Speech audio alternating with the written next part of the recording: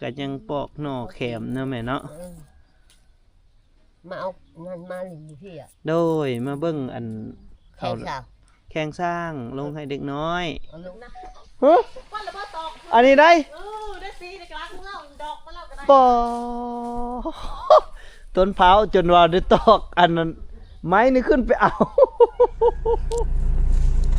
เดือน4เดือน5เดือน3เดือน4เดือน4เดือน5พี่น้องฟ้าฝนก็มืดครึ้มไปซะอยู่มื้อนี้พวกเฮา2ไอ้น้องเตรียมตัวที่จะเดินทางไปเมืองยมราชอีกเช่นเคยพี่น้องกะไปติดตามเบิ่งชีวิต5สาวพี่น้องพาเบาสุกไปคือเก่าสบายดีบ่สุกสบายดีเอาได้เบาสุกซอยขับรถมื้อนี้รู้สึกจุกกระเพาะแห้งขนาดเลยพี่น้องมันจังได๋บ่ฮู้แล้วเนาะเพราะว่าเฮาบางเทื่อเขาก็เฮ็ดเวียกเฮ็ดงานจนลืมฮอดว่ากินข้าวนะบางเทื่อก็ได้เฮ็ดแล้วมันเพลินไปแล้วก็บ่อยากข้าวยากน้ำเลยเอ้าตอนนี้เฮาก็เตรียมตัวออกเดินทางไปยมราชไปบ้านเมืองพี่น้องภารกิจของพวกเฮาในมื้อนี้ก็คือการเฮ็ดน้ำสร้างให้กับน้องๆทั้ง4คน5คนเนาะเพราะว่ามื้อนี้บ่เตียคำหันได้นัดกับได้ซื้อท่อแข้งเขาเอิ้นว่าแข้งอันน่ะท่อน้ำสร้างเดี๋ยวเฮาสิไปเบิ่งเพิ่นเอาท่อลงเนาะไปติดตามนี่เนาะติดตามตอนนี้พวกเขากำลังเดินทางลงไปเมืองยมราชจังไดก็ฝากติดตามนำกันเด้อตลาดเมืองยมราชเขาเจ้าก็ขายหลายอย่างอยู่แล้วพี่น้องส่วนหลายชุดนี้นี่ร้านใหญ่ๆมาสินี่เป็นร้านเวียดเบิดนี่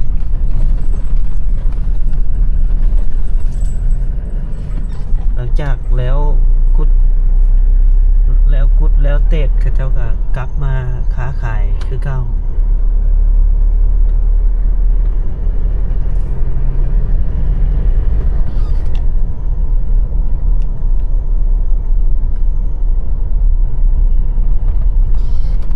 ปีที่ผ่านมานี่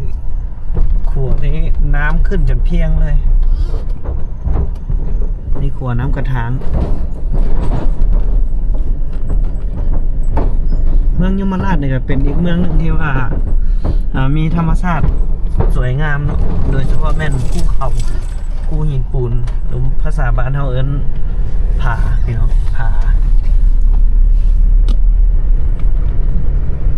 ต่อไปนี่เส้นนี้นี่เฮือนซานนี่มาปุ๊กเบิดนี่เบาสุกเลยเห็นบ่จากทุ่งนาเปะทางนี่ก็สิเป็นเฮือนแล้วก็ห้านค้าเต็มไปแล้วแถวนี้คนเริ่มมาอยู่หลายละเขาเจ้าเริ่มถมดินมาแล้วพี่น้องเอ้ยซอยทางนี้มันก็เป็นซอยลัดออกไปสู่เส้นทางเลขที่12คือกัน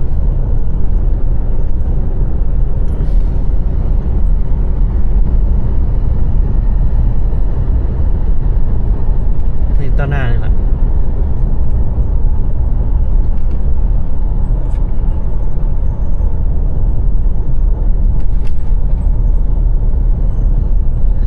ถึงยามฤดูหน้าไปแถวนี้งามก่อน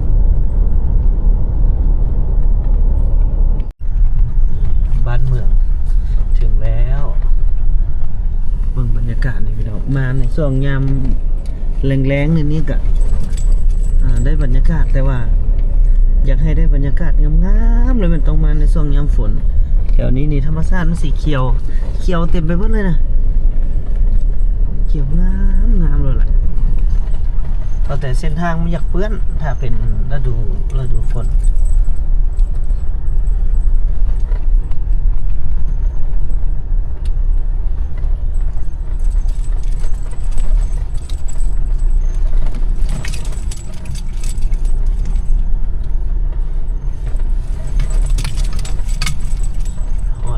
จังน้อยเขาสิไปเบิ่ง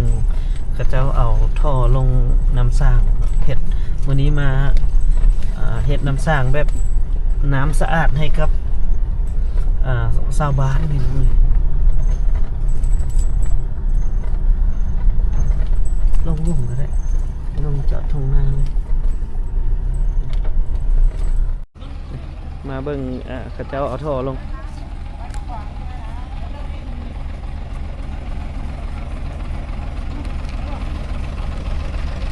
ตอนนี้เห็นน้ำสร้างให้กับ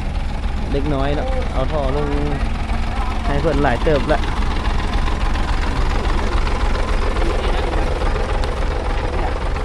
ยังไงงัดแล้วบ่งัดทั้งงัดทั้งงัดนี่ ขอบคุณนี่ เออ เดี๋ยวมาไปหน้าดิทันมา ป้าเพื่อเอาดินลงอีกเนาะอีพ่อบานนี้หลายแท้หลายว่าทำมาลง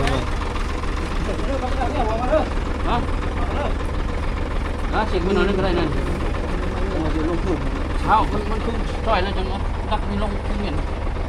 โดนจับไม่เนี่ยนี่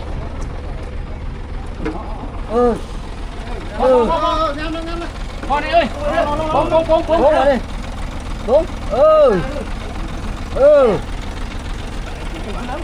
คันบ่ได้รถยกเพิ่นยกลงนี่ก็บ่ได้เลยพี่น้องเนี่ยสิเอาคนมาดึงลงมาลอกลงนี่ก็ยากสมควรเลยนี่คือการบริการของบริษัทคุยเจริญนะเพิ่นช่วยเต็มที่เลยต้องขอขอบใจทั้งเอื้อยแววแล้วก็ไอเล่เนาะที่เพิ่นก็ให้การช่วยเหลือกับทีมงานเสียงคำละกายในการเอาแข้งสร้างลงในมื้อนี้ขอบใจเพิ่นหลายๆ ขึ้น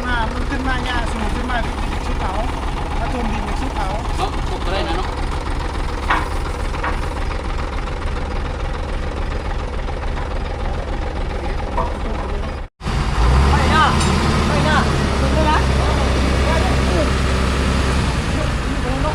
ไม่นั่นจะใช้ข้าวเปลือกคุณน้อง เอาคุณต้นนี่เลยนะถึงแล้วนี่นั่นน่ะ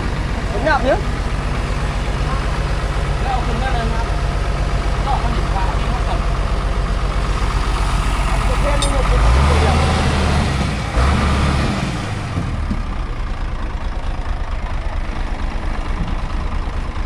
อันนี้ก็กำลังเอาอีก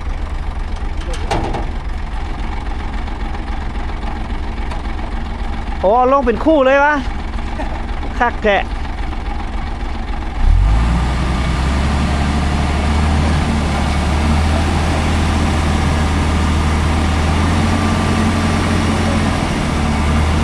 ก็ต้องขอขอบใจทั้งบริษัททุยเจริญนะที่ให้การสนับสนุนในการบริการนี่แหละพี่น้องไอ้ปกติก็เพิ่นก็สิยกลงไว้ซื่อๆแต่มื้อนี้พวกเราขอความช่วยเหลือนะเพิ่นให้ยกลงสร้างเลยเนาะเพราะว่าคันไซคนนี่ก็บ่ฮู้ว่าสิไซจักคนจังสิรอดแล้วก็คือสิไซเวลาหลายเติบนะ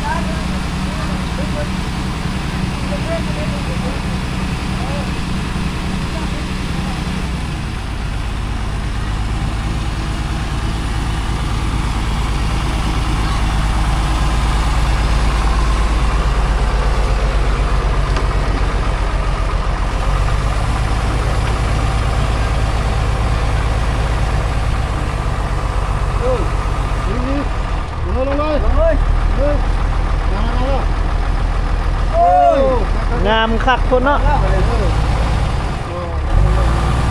มาเลยเอาเลยต้นเลยเลยฮะเที่ยงเลยเที่ยงเลยแล้วผักที่เรามาที่ก็ได้เงิน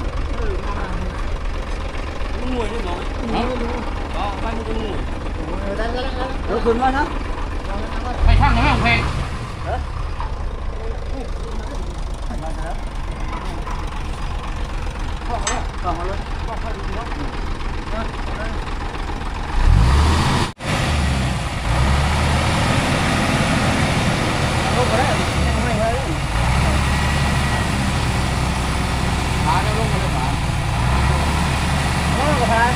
พานี่ลงมาเลยพานี่ลงมา บัดอันโทมดินแล้วจังเอาขึ้นเนาะ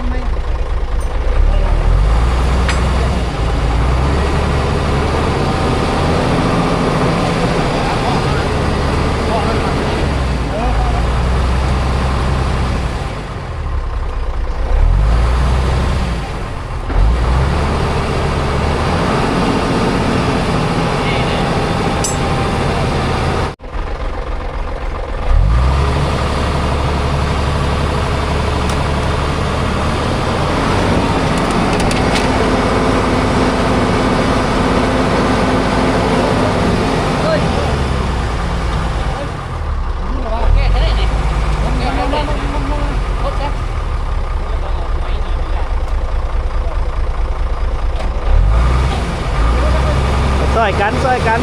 บริเวณท่องูดได้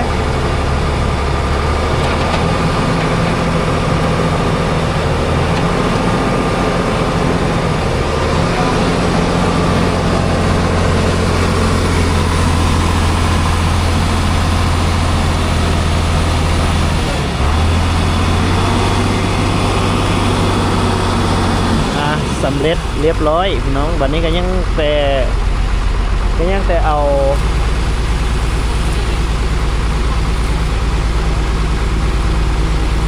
าอันเอาดินมาถมบัดนี้เนาะเอาดินมาถมแล้วก็ดูว่าสำเร็จ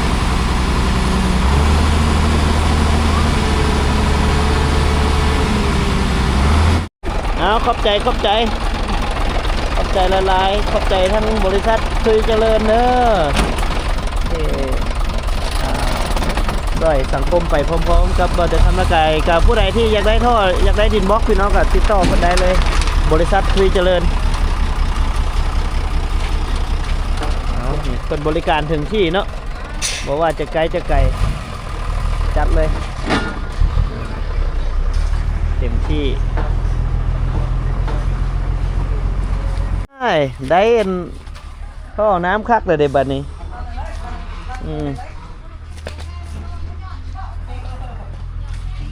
สำเร็จบาทนี้เอาสำเร็จแล้วยังแต่เอาดินมาใส่ดินลดเท่าไหร่ดินบาทนี้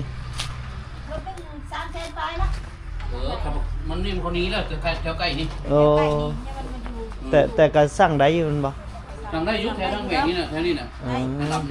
300,000หาเนาะมาดิก็ได้โอ้อยู่พุ่นแม่400,000ถูกเดี๋ยวสิถามมึงเพิ่นเติมอีกก่อนได้เอาดินมาใส่ถามมึงนะส่งบ้านเมืองก่อนนี่ทางบางทีก็รถนึกกับบางทีก็อาจจะเต็มดอกเขาเกลี่ยดินเก่ามาแล้วนี่คอยหาเขาลงได้นี่เฮ้ยได้เอาเงินนั่นเนี่ยเงินไม่เจ้าอ่ะตัวใดมันลงบ่ได้ดิระดับมันบ่เป็นจังเลยเป็นเพียงนั้นเราไปหาคนเขาสิเอาเงินให้เขาองค์นี้ก็องค์นั้นให้เขาเลยเหรอให้เขาเจ้าก้อนแล้วจะเอาอยู่เนี่ยเอาอยู่หั่นก้อนก็ได้ปลาน้อยกันนะปลาน้อยมันเนี่ยพี่น้องไอ้ก็ถือว่าสำเร็จเนาะสำเร็จแหละกับการเอาแข้งสร้างลงให้เด็กๆก็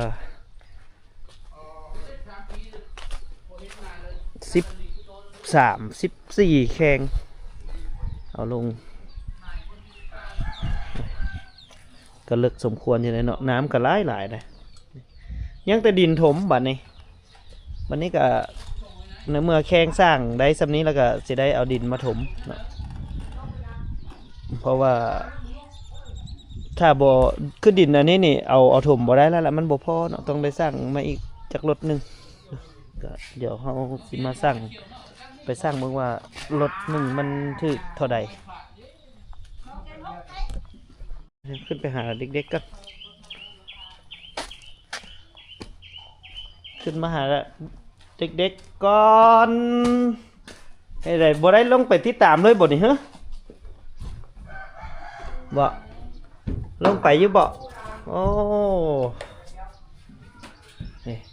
สบายดีน้องตุ้ยแล้วบัดนี้เนาะยังแต่ดินเอามาถมฮะใส่อันน้องนี่เด้ดินไหนไม่ออกมาได้ดีใจบ่บัดนี้ดีใจแล้วบ่ดีใจเพิ่นมาตอนจักโมงประมาณ7 โมง 8 โมงเนี่ย8 โมงเพิ่นมาฮอดเพราะว่านัดเพิ่น7 โมงครึ่งเด้นัดเพิ่น7 โมงครึ่งวันนี้ก็ถือว่าสำเร็จแล้วพี่น้องแต่ว่ายังได้ถมดินเติมอีกเนาะก็เดี๋ยวสิถามมึงก่อนว่าดินรถนึงเท่าไหร่ต้องได้ซื้อเติมลูกเพิ่นเตรียมยิ้มมักเบ่งเพชรยังอันนี้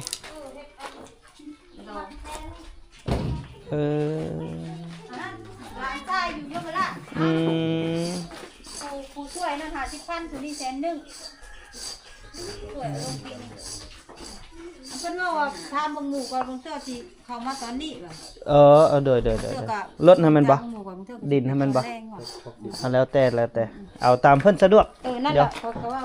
ตามสะดวกเอาตามสะดวกเลยมาตอนนี้ก็ได้ เดี๋ยวพาเลาะเบิ่งอีกจักหน่อยหนึง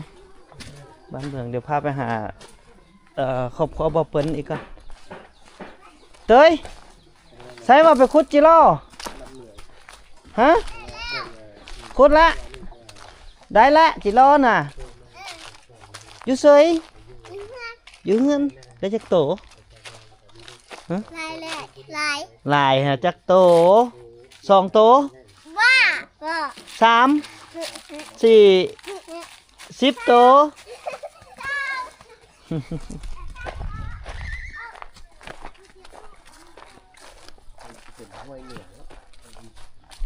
นี่เพิ่นมาตึกเบ็ดได้บ่ไอ้บ่ได้ซ้ำมันบ่มักตีเบ็ดเดี๋ยวนี้น่ะเอาขี้กระเดือนเกาะให้มันกินเอาขี้กระเดือนเกาะแล้วยอดลง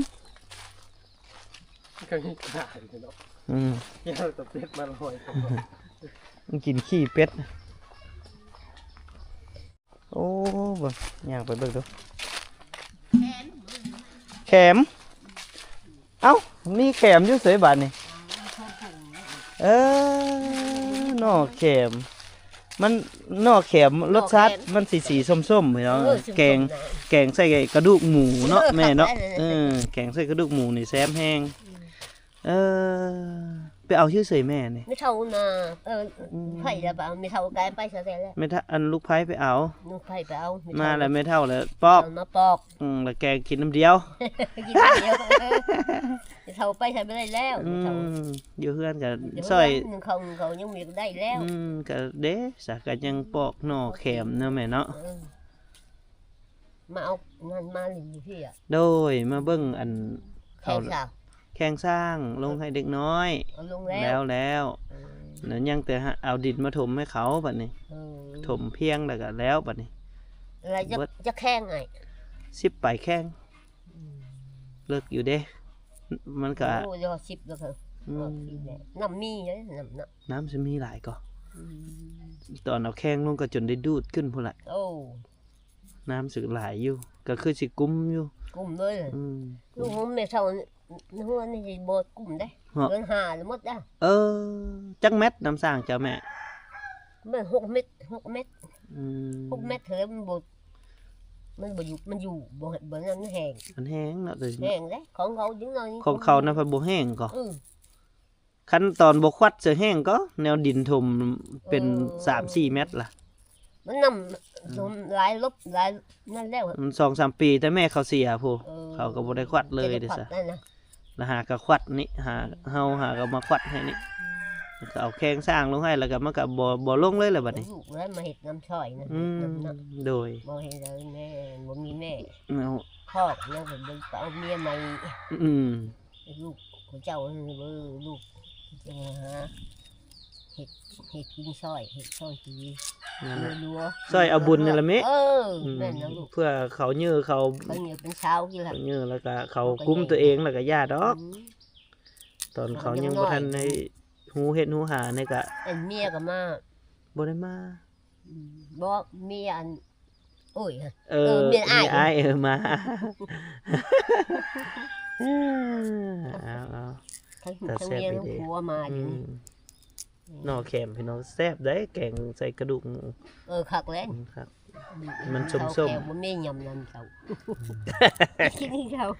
คันแค่วบ่มีแล้วต้องเฮ็ดบ่ซี่แม่เฒ่า เห็นน้อย เอาในมะขามจี้ในมะขามแล้วมาอม โอ้ มันย่ำก็ย่ำบ่ได้อมเอา มันดื้อ ขอบใจเด้อแม่เด้อเด้อ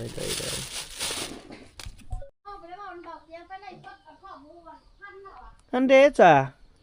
สุดท้ายแล้วก็เกิดเห็นบ่ได้โหลนึงผู้ใดโหฮะอยู่เสย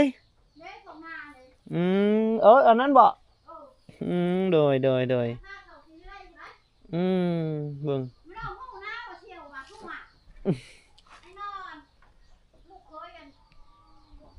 เบิ่งนะพี่น้องบรรยากาศทุ่งนาโอ้คักสุดบัดยามข้าเจ้าเฮ็ดให้เฮ็ดนานี่แฮงสิคักนี่เดี๋ยวเฮาย่างไปเบิ่งครอบครัวเขา ทับเพิ่นนางกวางกันว่าเขาเจ้ากะเกี่ยมเฮ็ดอีหยังเนี่ยแหละเนาะหลายๆคนก็ว่าเขาเจ้าค้านเขาเจ้าหยังนะแต่บ่เตียงมาสังเกตเบิ่งแล้วเขาเจ้าก็ดิ้นรนพอเขาเจ้าอยู่ได้แหละคือมามื้อก่อนหันเพิ่นก็เอาเสาเฮือนเพิ่นละเดี๋ยวมื้อนี้เอามาอีกรอบหนึงรถจักรเพิ่นอยู่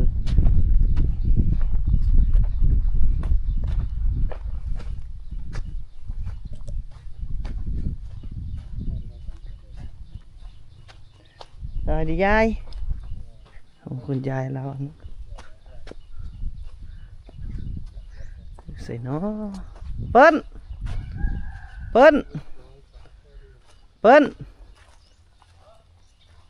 อยู่ใส่ละเด้งมป่าวะ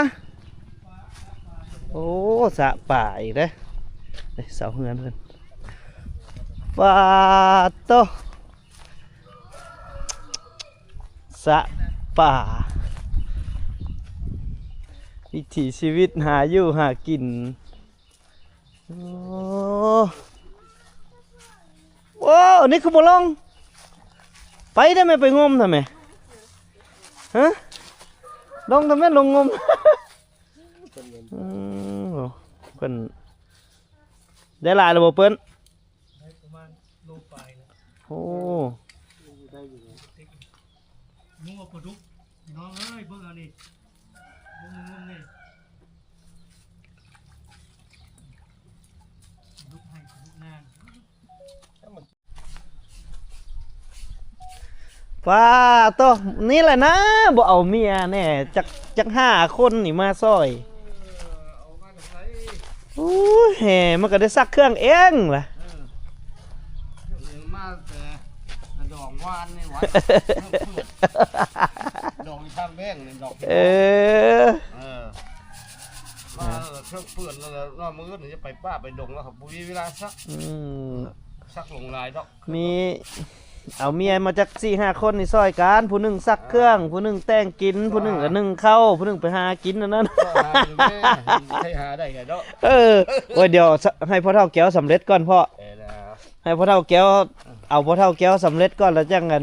มาเอาเจ้าไปเอาจังน้อยหมู่สิบ่เชื่อให้พ่อเฒ่าแก้วสำเร็จก่อนไปเกี่ยวคนเนาะให้พ่อเฒ่าแก้วได้เมียก่อนแม่คักโอ้อยู่โซนทางนี้ก็คักได้พี่น้องเบิ่งมันไกลทุ่งนาเลยนี่ทุ่งนาแม่นเบิดนี่ทุ่งนาไปยองเขาเมื่อมื้อเมื่อคืนเขาเอารถมาส่งเช้านี้โอ้จนค้างคืนพุ่นน่ะ2 คืนดองเพื่อนพี่น้องคักไปละค้าง2 คืนอยู่เพื่อนพี่น้องแหละแนวดองไอ้น้องเด้เนาะไปค่ำเฮาก็มาฮะอันนี้ได้ได้สีในกลางเงาดอกมาแล้วก็ได้ปอต้นเผาจนว่าได้ตอกอันนั้นไม้นี่ขึ้นไปเอาคักหลายเนี่ยนี่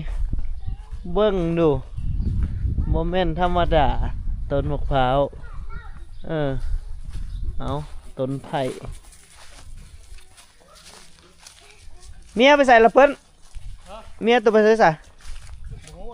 ฮันบุหูฮอดเมียไปใส่บาทนี่ชะป่าอยู่เนาะเมียเพิ่นชะป่าเอาเดี๋ยวถ้าเบิ่งผลงานเพิ่นว่าสิได้น้อยได้หลายซำใดถ้าเพิ่นเฮ้ย